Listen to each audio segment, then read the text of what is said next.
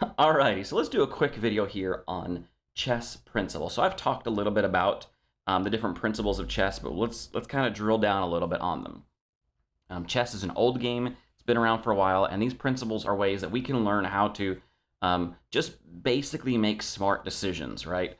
Um, there are different lines that we can learn, and you guys know that I'm studying the Roy Lopez right now, just trying to learn how some of those lines work. But we don't have to learn any of that. Like learning lines is just icing on the cake. That's just to help you learn like traps and tricks and things like that. But really, any of us can play chess by learning some basic principles, and we can play good or like really good chess just by learning basic principles. And as I keep like reiterating these to myself, I'm going to keep saying them to you guys so we can all learn to get better. But there's 7 basic principles. Number 1, control the center. Then develop your pieces.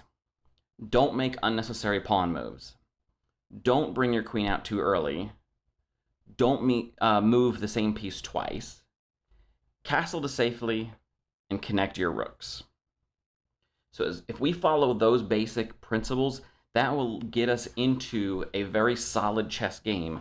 There's the opening of chess, there's the middle game of chess, there's the end game. These principles will get us all the way through the opening and into the mid game, and then all we have to do is learn some end game tactics and some end game tricks, which I plan on doing at some point in time. I've got to get better at end games for me personally. It's like a putting in golf, right? Like they tell you that it doesn't matter how far you can drive. If you can't putt, then you'll never finish a game. And learning to putt would be a good thing. But I don't know enough end game strategies yet, so I can't really talk about that. But one day we'll go through them. Anyway, so let's hit these basic chess principles. The first one, control the center. So these center squares, really what it boils down to is our pieces are going to be powered up when they can sit in the center. When our pieces are near the center of the board or controlling the center of the board, they have more influence over the rest of the board. They have more range and more options available to them. So as we control the center of the board, we kind of control the game with our stronger pieces. For instance, I'm just going to make a couple basic moves here to show you what I'm talking about. So each player in this instance has moved both a pawn and a knight. So it should be equal, right? Except let's look at this knight. This knight can go on any one of these squares. This knight is influencing these squares, right? At any point in time, this knight could jump to that square to take control of it, or it can prevent my opponent from jumping into those squares. This knight has 8 squares available to it. This knight has 4 squares available to it. So this knight is half as effective because it's sitting on the edge of the board. You guys have heard me joke before that knights on the wing are a useless thing. This is kind of where that comes from. So the knight sitting over here on the edge of the board has less squares available to it. It has less influence and is essentially less powerful than this knight in the center of the board. So we want to control the center to ensure that our pieces are powered up. Let's look at some other pieces. Let's move this bishop. Pretend there's no capturing involved, but let's just do this bishop here and this bishop here, for instance. So these 2 bishops, this one has control over only that much board, whereas this bishop has control over that much and that much board. So the dark square bishop in this case actually has more influence because it is more towards the center. It is controlling more squares or has influence over more squares. Whereas this guy over here, yes, it's on a long diagonal, but that's all it's got. It's just that one long diagonal. This short one's cut off, and there's nothing on the other side of the board. So getting our pieces to the middle of the board, see now this bishop now has access to all of these squares. Oops, all of these squares. Get rid of that one. And has much more influence. So when I move my pieces to the edge of the board, they start to run out of, they start to power down a little bit, whereas pieces in the center are powered up. The only ones where this really doesn't matter too much is first off the queens. The queens have so much influence over the whole board, no matter where they are positioned. They have tons of room, but even then, if we look at this queen, if we even were to, let me get a queen out. Okay, just so I can get a queen out to the center of the board. Even then, if we get a queen in the center of the board, it also has, it also has more influence, more range of motion that's available to it, as opposed to one that's stuck on just on a wing or a flank, right? So even the queens, who are so powerful and they can go anywhere, even they are more effective in the center. Rooks are really the only ones that don't care. Rooks are going to have the same influence really no matter where they go. It doesn't matter if this, let's just make a move here. I'm just making some basic moves just to get my pieces where I can play with them a little bit better. So these rooks have the same amount of room regardless of if they are in the center of the, like on the wing here. So this one's on the wing, and you can see it has all 8 squares, all 8 squares. This one in the center of the board has 8 squares and 8 squares. So rooks, just because of their nature, are always going to be full strength, even on the wing. So one of the tenets we're going to get to when we talk about connecting your rooks, it's going to play into this fact that rooks are just as strong on the edge of the board as they are in the center of the board. So we can leave our rooks hanging back, and they're just as strong.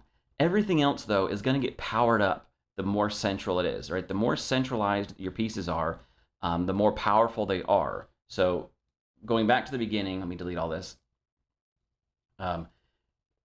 Tenet number 1, principle number 1, control the center. And you'll see almost every move we make in the opening of chess is to control the center or fight for control of the center. Tenet number 2, develop your pieces. So I'm going to move a pawn into the center of the board. My opponent's going to move a pawn, and then I'm going to move a piece. I am not going to continue moving pawns up, but I'm going to get my pieces out. Typically, all right, so let me back up real quick. In chess, we talk about pieces. Most of the time when we're talking about pieces, we're talking about what's called the minor pieces. So everything on the board is known as the material, right? Even your pawns and your king are the material on the board. But your pieces specifically refer to the rook, the knight, the bishop, and the queen. So these 4 are your pieces. Minor pieces are specifically the knight and the bishop. When we talk about evaluating pieces and the comparative value, pawns are worth 1 point. They're the standard. They're the base. Pieces, your minor pieces, your bishops and your knights, are worth 3 points each. The rook is worth about 5 points, and the queen is about 9. We joke and say the king is infinite or priceless, right? Because it is, if you trade the king away, you lost the game. So moving on. But when we talk about pieces, most of the time we're talking about your minor pieces as opposed to major pieces, the rook and the queen. But your minor pieces are here. So we're going to develop those pieces. Typical opening, you're going to go knights before bishops. Notice knights can jump over. So knights are very strong in the early game when the game is all cluttered up because they can jump over things. No other piece can jump over. So when we're talking about your early game and your opening, we're talking about getting your knights out, making them work for you. Notice this knight move comes with an attack on this pawn. So my opponent is going to make a knight move to either maybe defend this pawn, or maybe they're going to make a knight move to counterattack this pawn. There are many different openings, but if you just keep in mind that we're going to move knights first, get them developed, and then after we develop our knights, maybe maybe something like that, then we can do bishops, right? We're going to get our bishops out, and then this player is going to go, I want to get my bishop out too. Maybe a knight now, or even a knight like this, right? Because now I can move and extra defense, whatever. So develop our pieces. As the game progresses, the person who has pieces developed is going to have an advantage over someone who doesn't have pieces developed. If your pieces are sitting here on the back row doing nothing, they're not working for you. Tenet number 3. Don't make unnecessary pawn moves.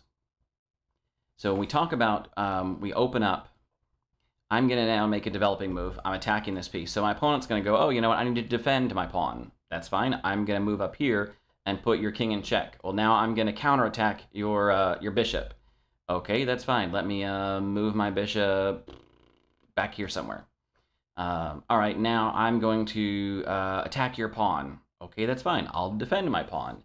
All right, I'm going to, oh, I want to get my light square bishop out here somewhere, so I better move this pawn out of the way. Okay, that's fine. I'm going to castle. So when we look at this kind of setup, um, and again, forgive my examples. I'm making this stuff up as I go, right? But if we look at the board now, the black pieces here are controlling. They have a lot of like control over, right, this wall. So black is making a wall of pawns, right? And it's going to be hard to break through. But at the same time, look at all the influence that white pieces now control. Look at all this, right? Not that one. These for the knights, right? So the knights have all this control over here. The black pieces don't have anything really in the center of the board except for a couple of pawns, whereas black has now got 3 pieces developed. They've got a strong kind of centralized control.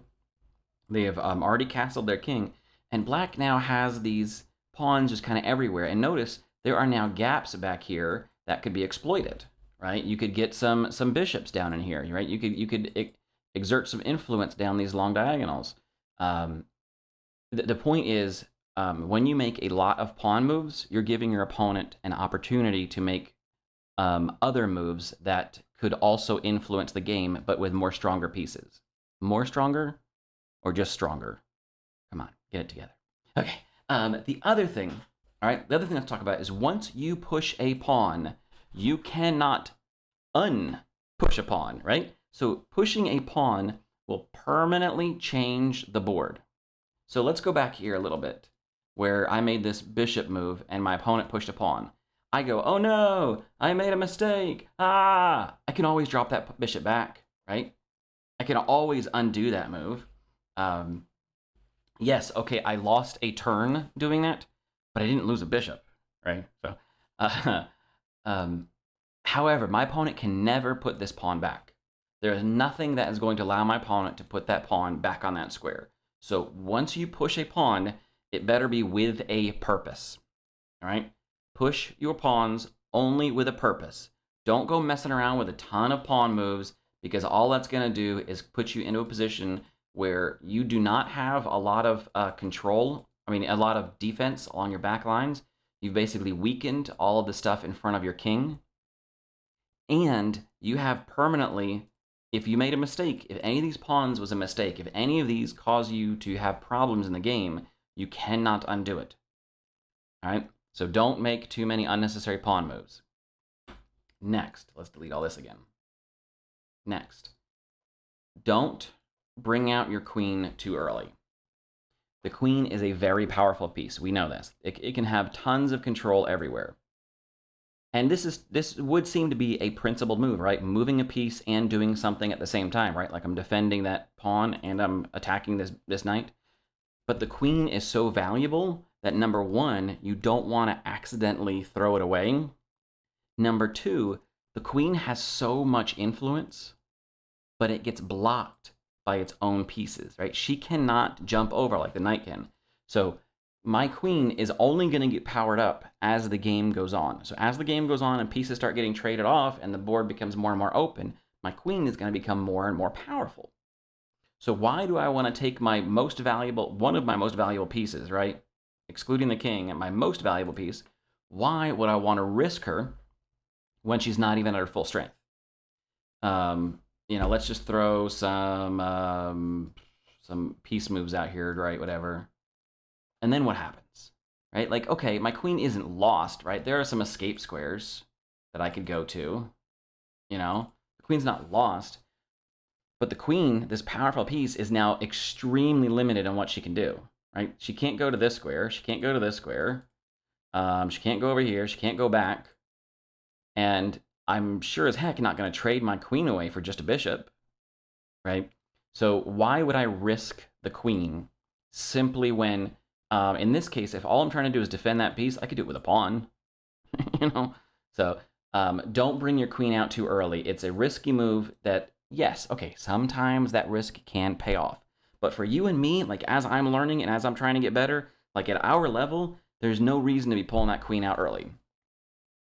The next one we're talking about is don't move the same piece twice. This is a hard one to get a good example for, but let's just try something. Let's do that.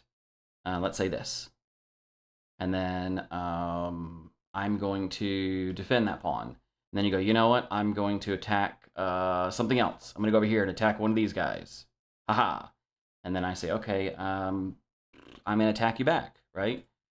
This is defended, so, okay, well, I can't get there, but let me go over here. Now, haha, I've moved my knight to the center of the board. I have got control. Okay, I'll just go here.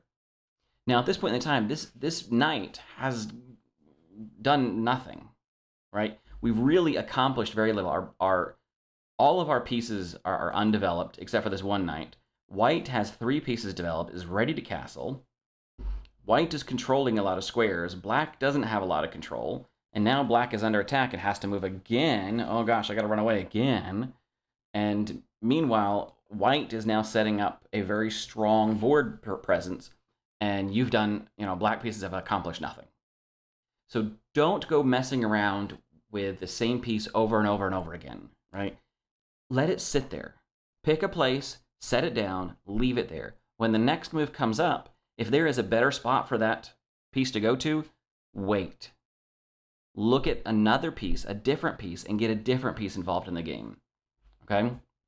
So the other idea behind this is tempo. So I have black pieces has now spent 4 turns doing essentially one move. They have done, right? This knight sitting here could have really been that knight sitting there.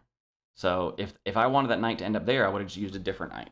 But even if we don't look at this specific example, we just look at the overall concept, black has spent 4 turns really doing one thing. So white has had 4 turns doing 4 different things. So white is up almost 3 turns on black. These games don't last very long. Like, you may have a 20-move game, you may have a 50-move game, right? But that's all you get.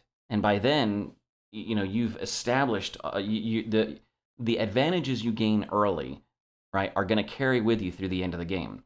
If you waste your early turns, you're wasting a lot more than just 1 or 2 turns, because you've given up these advantages that the other person is going to carry with them through the rest of the game. So don't be messing around. Don't waste the time moving a piece all over the place when moving it once and done is a little bit better for you.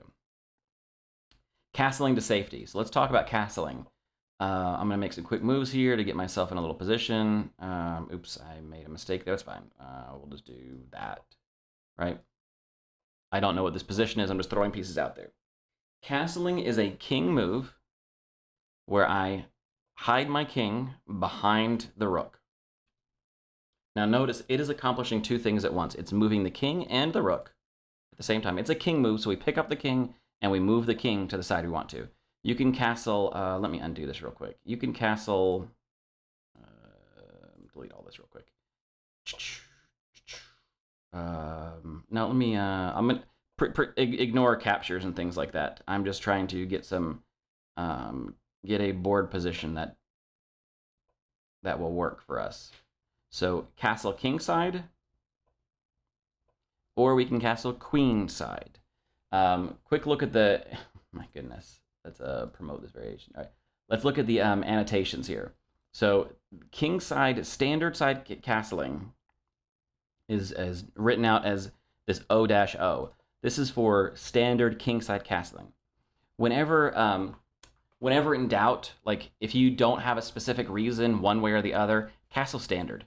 At our level, castling standard side or king side is 100% perfect to do almost every single game. There are some advantages to castling long or castling queen side. Notice it's denoted O for castling long side, right? So if we look at where the king started, the king is moving short side here, whereas over here, the king is moving long side. There are some advantages to castling queen side. There are some challenges with it as well. First off, there are 3 pieces that we have to move on the queen side, whereas only 2 on the king side. And when we look at where we end up, this king is tucked behind these 3 pawns and is protecting each of its pawns as well. This king is tucked in behind its pawns, but is not protecting its 3rd one. So it has 1 more move to make in order to get here. So it has an additional piece to get out of the way, and it probably needs to do another move in order to protect these. So those are some challenges with it. Now the benefits. The main benefit is this right here. When you castle queenside, that queenside rook ends up dead square in the middle of the board, controlling the center squares, which goes back to our first principle, right? Control the center. The kingside castle, its rook is not quite in the center. It's still better than it was, right? Like, it's still better than hiding over here stuck in the corner of the board doing nothing. But it is not quite all the way in the center squares. It's close. So this is the main advantage, is this kind of structure that gets set up for the queenside. I do not know when it's a good time to queenside castle versus kingside, but I will tell you this. When in doubt, just castle kingside, right? Plan on castling kingside. That's why it's called the standard castling. Plan on castling kingside unless you have 100% good, exact reason, specific reason why you want to castle queenside. Now, the rules of castling are your king and the rook that you plan on castling with can have never moved in the game prior to this. It's not good enough if you move it and then move it back. That doesn't count. You can't move it and move it back. Once you move that piece, you forfeit your castling rights on that side. If you move the king, you forfeit all castling. If you were to move one side rook, you can still castle the other side. The other thing is the king cannot be in check. It cannot pass through check, nor can it end up in check. Now, this is a king's move. So, for instance, if you happen to have a rook like spying down on this particular circle, notice the king never moves through that circle. So the king never moves to that circle. So therefore, you're not moving through check. So that is safe. It's a very minor time that would ever come up, but it is a corner case that has its advantages. Anyway, the king cannot start in check. So if this king were in check, you cannot castle until you get out of it. The king can't move through check, and it cannot end up in check. And as long as those are all taken care of, then you can castle just fine. Notice it hides the king behind a strong wall of pawns, right? Nothing's getting through those pawns because they are defended, right? And many times they're defended multiple times. And like I said, it gets your rook out. So castling is a very strong move, and it's very, it is an exact example of tempo. We are doing more than one thing with one move. We are tucking our king away out of the center of the board, right? Because if everybody's fighting for control of the center, that means there's going to be a lot of pressure up and down. So we're getting our king out of that mess, and we're getting our rook into it, right? The last thing we're going to look at is, delete all this. The last tenet is castle to safety, then connect your rooks. What do we mean by connect your rooks? I'm just going to do, again, some quick moves. This guy's going to castle, then remove there, then we'll do something like this, then castle, then we'll develop a piece, develop a piece. Finally, notice we haven't, in this particular example, we haven't moved our queen until now, so now we're just now getting our queens involved in the action after we've developed all of our other pieces. Now he's also getting his queen involved. Now we are fully developed, okay? I'm air quoting here. You can't see me, but I am air quoting. We are fully developed. Our king is hidden away behind a nice wall of pawns. All of our pieces are developed, and our rooks are now connected. A pair of rooks working together is extremely strong. A single rook roaming around the board becomes a target for everybody. But when the rooks are connected, they defend each other, and they defend each other really well.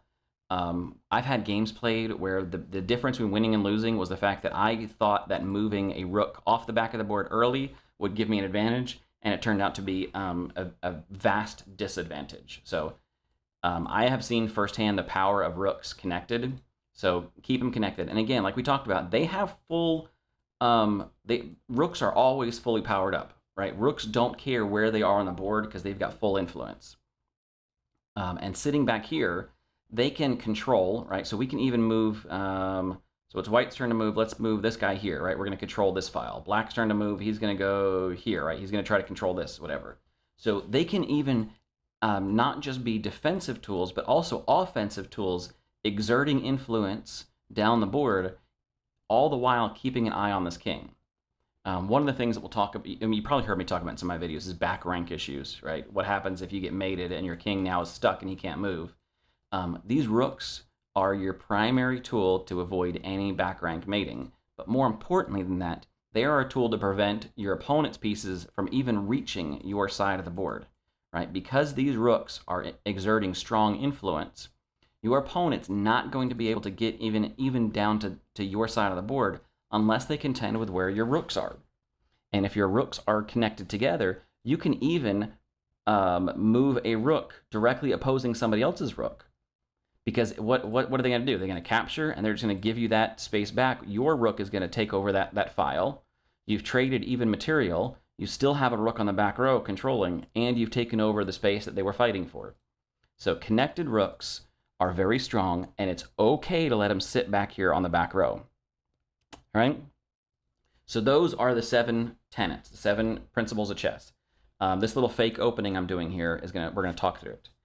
We're gonna control the center. We're developing towards the center. We are going to develop our pieces, typically knights first, then bishops.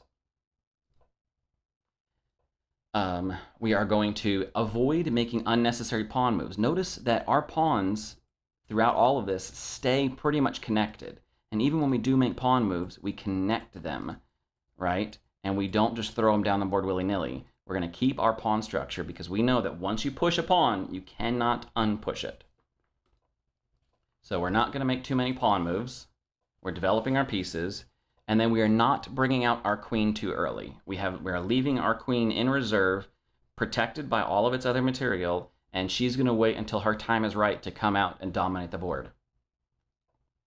Notice we're not moving the same piece multiple times. We have every piece we move, even when there is tension, right? Even when, like even way back here, when somebody could capture, all right? Somebody could make these captures. We are leaving that tension on the board, and we are not concerned about trying to resolve that tension immediately by immediately moving the same piece twice. We're not going to do that. We're going to move our piece once, and then we're going to look for another piece to move, another way that we can get more tools involved in the game. We're going to castle to safety. Both players have castle to safety. We're going to finish our development by clearing this back row, and that way we can connect our rooks. We've cleared all the other pieces off the back, and our rooks are now the only thing back here doing all the work, and they are fully powered up. So control the center. Develop your pieces. Don't make unnecessary pawn moves. Don't bring your queen out too early. Don't move the same piece twice. Castle to safety, connect your rooks. As long as we all stick to those basic principles, like we can get better at chess, and we can play some cool games, some fun games, and have a lot of fun doing it. And once we get to this point, like, okay, now what? We've done this perfect development. We've got a perfect setup. Now what? Well, that's where we start to move into like, okay, when is it okay to make an exchange? When is it not okay to make an exchange? And those kind of things. If you stick to the point structure, right, I'm not going to take this pawn and give up my knight, right? I'm not going to take 1 point of material and give up 3 points of material. So I'm going to hold off on that. But maybe here, I'll trade 3 points for 3 points, right? I'll take here, and you can take back. So we're trading 3 points of material for 3 points of material. So that's an okay trade to do. So that's where you kind of get into your tactics of the mid-game and the tactics of how we take our mid-game to the end game. But if we stick to these 7 basic principles, we can have some really cool chess games, and we're not going to get mad at ourselves because I don't know what I'm doing and I'm just throwing pieces away. Well, if we stick to this, like, maybe we'll get better. Well, we have gotten better. You can see I'm living proof. Like, I've gotten better even before I tried to memorize any lines, and my memory is so bad that I wouldn't be able to memorize lines anyway. But by just sticking to these 7 tenets, I have gotten a lot better at chess. I'm not great. I'm not even good, right? But I am a heck of a lot better than I was before I knew what I was doing. So I think that we can all learn from this, and we can all get better. So hope to see some games with you guys. I'm looking forward to playing more and more challenging games as we all get better. So talk to you soon. Bye.